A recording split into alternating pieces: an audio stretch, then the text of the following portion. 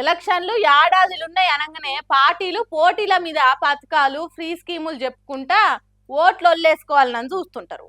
పవర్లకు వచ్చినాడు రాముడెవలో రాకాశెవలో ఓట్లలో డెక్తే చాలు అనుకుంటారు లీడర్లు.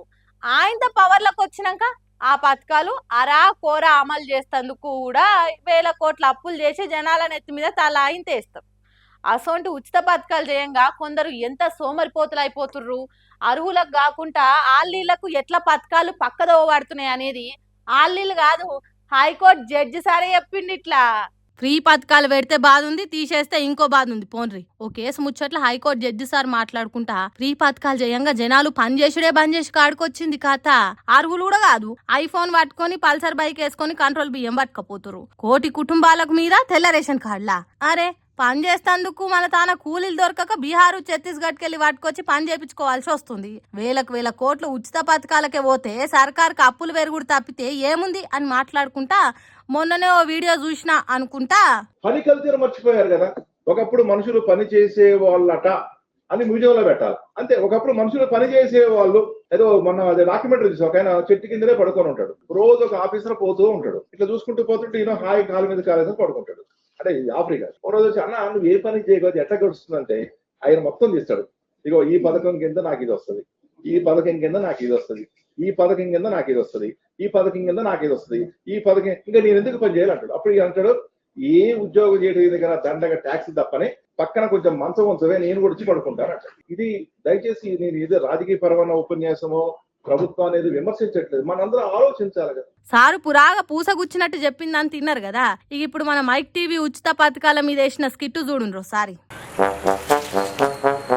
ఫిదా తెలుగు మొన్న mic women celebs join this.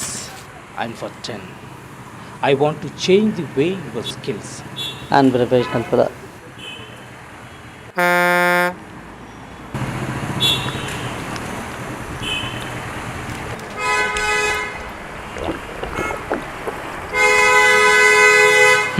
ఎవరిని దరకం చేస్తే నువ్వు ఇంత కష్టపడు.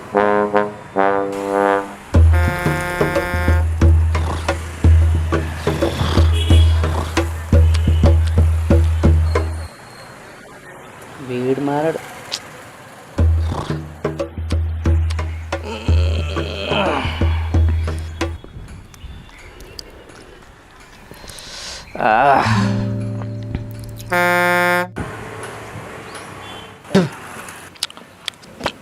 చూడు తమ్మి చెప్పినట్టు తినాలి. పోయి సిగరెట్ తెప్పో.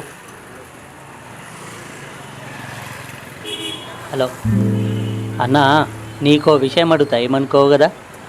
అడుగు, దాందేముంది. ఇట్లా ఏం పని చేయకుండా నువ్వు ఖాళీగా కూర్చొని పోరం బోకులా తిరిగితే నీ ఫ్యామిలీ ఎట్లా గడుస్తుంది అన్న? అన్నా, నా కుటుంబ పోషణ గురించి నాకు ఎటువంటి రాంతి లేదు. ఎందుకంటావా, తినేతందుకు రూపాయి కిలో బియ్యం ఉన్నాయి, ఉండేతందుకు డబుల్ బెడ్రూమ్ ఇల్లు ఉన్నది, ఇక ఖర్చులకు 15 పైసలు ఉన్నాయి, ఇక మెయింటెనెన్స్ కంటావా నా భార్య డ్వాక్రా గ్రూపులు ఉన్నది, ఇక చిన్న కొడుకేమో మోడల్ స్కూలు, పెద్ద కొడుకేమో ఫీజు రియంబర్స్మెంట్, బిడ్డకేమో బంగారు తల్లి కళ్యాణ లక్ష్మి పథకం ఉండే ఏజ్ బార్ అయిందనుకో నాకేమో ఆసరా, నా భార్యకేమో అభయస్థం పింఛను, ఇక రోగమో నొప్పి వచ్చిందనుకో ఆరోగ్యశ్రీ సీఎం రిలీఫ్ ఫండ్ ఉండే. ఇంకేం కావాలనే? ఇక నా ముచ్చట అంటావా, అసలేదు ఎలక్షన్ల సీజను, ఏ నాయకునికి జై కొట్టినా కానీ బీరు బిర్యానీ ఫ్రీ. ఇన్ని ఉండంగా ఇంకా నేను ఎందుకన్నా పని చేసుడు? చెప్పు,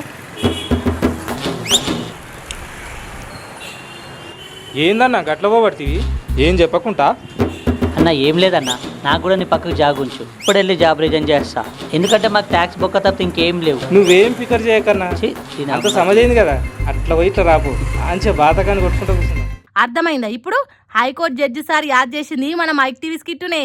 ఉచిత పథకాలు అర్హులు కానోళ్ళకు కూడా అందే వరకల్లా కొందరు ఎట్లా పని చేస్తాను కొంగుతలేరని సెటైర్తో చేసిన స్కిట్టు ముచ్చట్ను ఇవాళ ఇట్లా జడ్జి సార్ కూడా ముంగటేసుకుంది. ఇట్లా సినిమాలల్లో విలన్లనే కాదు, సీరియస్ గా అసెంబ్లీలో సెంట్రల్ సర్కార్ తీరును కూడా చింతగడుతుండిపోర్రి సీఎం విజయ్. ప్రతిపక్షాలు పంచాయత్ చేసుకుంటా కాళ్ళల్లో కట్టమడ్డం పెట్టినట్టు వేసినా కూడా వెనుకకు పోకుండా దూసుకపోతున్న దళపతికి అవే ప్రతిపక్షాలు కూడా పక్కకు సపోర్ట్ గా నిలబడి ఈ ముచ్చట్ల కలిసి నడుద్దాం అని తోడేస్తే ఊకుంటాడా?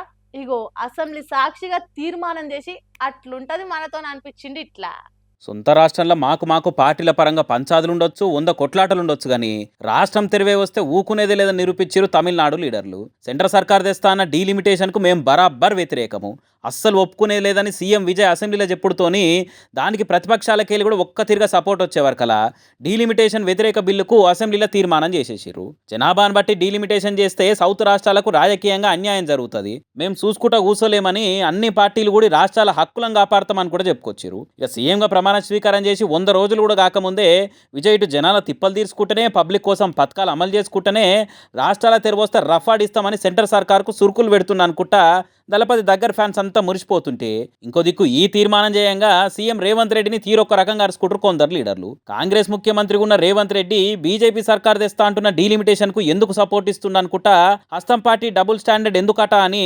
డిఎంకే ఎంపీ దయానిధి మారను ఎక్సులు అరుచుకున్నాడు. ఇట్లా తెలంగాణ అసెంబ్లీ ఎంపీ స్థానాలు విరగబోతున్నాయని ప్రసారం చేసుకుంటా రేవంత్ రెడ్డి డీలిమిటేషన్ కు మంచిగానే మద్దతు ఇస్తున్నాడు. తమిళనాడులో ఎంపీలతో మీటింగ్ పెట్టిన కాంగ్రెస్ పార్టీ మరి కాంగ్రెస్ సర్కారే ఉన్న 4 రాష్ట్రాల్లో ఎందుకు మీటింగ్ పెట్టలేదు? తెలంగాణ డీలిమిటేషన్ కు సపోర్ట్ ఇస్తున్న రేవంత్ రెడ్డిని ఎందుకు ప్రశ్నించలేదు అనుకుంటా పాయింట్ టు పాయింట్ తోని ప్రశ్నించుకుంటూ రాసుకొచ్చింది. ఇట్లా ఇప్పటికే మోడీకి మొత్తం సపోర్ట్ ఇస్తున్నాడు, కమలం పార్టీతో కలిసే ఉంటుండు అని మన తాను అన్ని పార్టీలు రేవంత్ రెడ్డిని మాటలు అంటనే ఉన్నాయి అనుకుంటే ఇప్పుడు తమిళనాడుకి వెళ్ళి కూడా తప్పుల పడుతున్నాడు పోరి సీఎం సారు. మరి డిఎంకే ఎంపీ కామెంట్లకు డి అంటే డి అనే తట్టు రేపే మన కౌంటర్లు వస్తాయా కాంగ్రెస్కి అనేది చూడాలిగా.